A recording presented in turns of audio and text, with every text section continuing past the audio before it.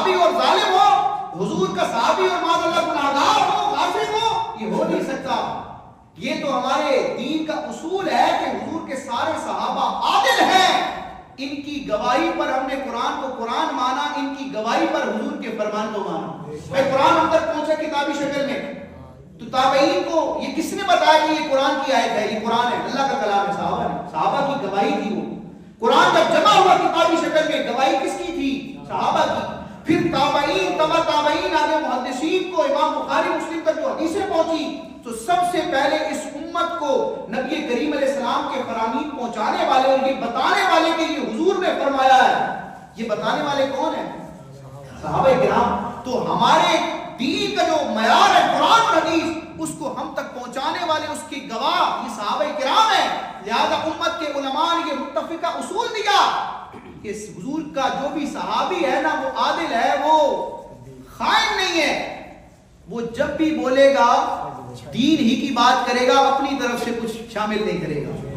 اب دیکھیں حدیث کی جب دنیا میں بات ہوتی ہے نا کہ اس حدیث کو کس نے بیان کیا، امام بخاری کے شاگرد استاد کا نام ہے، پھر ان کے استاد کا نام، پوری چین ہوتی ہے، سلسلہ ہوتا ہے۔ تو اگر کہیں حدیث کو بیان کرنے والے 10 افراد ہیں، 10 میں سے 9 کا نام پتا، ایک کا نام نہیں پتا، آئیڈینٹیفائی نہیں ہوا، پر لکھا ہے کہ کسی شخص نے بیان کیا۔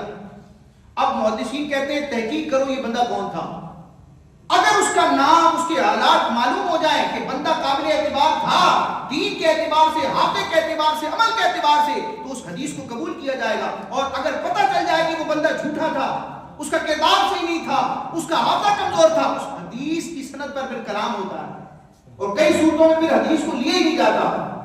چیک کیا جاتا ہے حدیث کے راویوں کو۔ لیکن یہ سلسلہ کب تک ہوتا ہے؟ امام بخاری، امام مسلم، ان محدثین سے اوپر چلتے چلتے چلتے چلتے تابعین تک اس چیز کو چیک کیا جاتا ہے کہ بندہ کیسا ہے،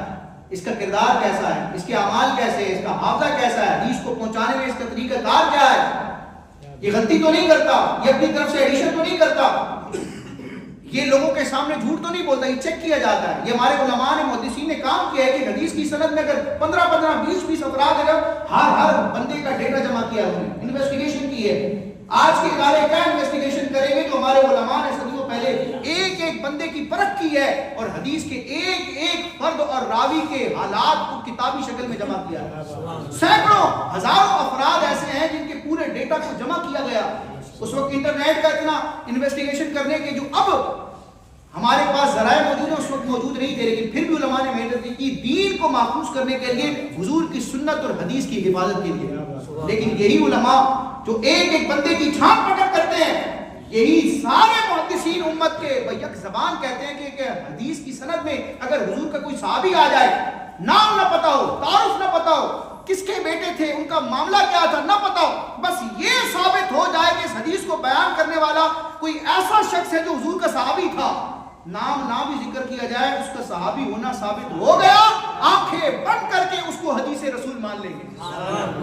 صحابی نبی جنتی، یہ نبی جنتی، یہ لوگوں کے صحابہ کرام کے معاذ اللہ کردار کو چیک کرنا، تاریخ کی کتاب فرسودہ کتابوں کو اٹھانا، جھوٹی من گھڑت موضوعات، اور جو دین کے دشمن ہیں جنہوں نے جھوٹے واقعات گھڑے، ان کو دیکھ کر صحابہ کرام کی عدالت کو، ان کے معیار کو، ان کے لیول کو، ان کے تقوی اور ایمان اور کردار کو جانچنا، یہ اب کے کچھ بدبختوں کا، بد نصیبوں کا کام ہے، ورنہ امت کے تمام محدثین علماء کا یہی اتفاق ہے، امام بخاری، امام مسلم کا بھی یہی عقیدہ ہے کہ جو حضور کا صحابی ہے، کوئی بھی ہو، نام معلوم نہ بھی ہو، پتہ چل جائے حضور کا صحابی ہے تو وہ عادل ہے، وہ قابل اعتبار ہے، وہ جب بھی کہے گا دین کی درست بات کرے گا۔ آنکھیں بند کر کے مان لو، جب اس صحابی نے کہہ دیا کہ میرے محبوب نے یہ فرمایا ہے، میرے محبوب نے یہ کیا ہے، یہ مقام ہے۔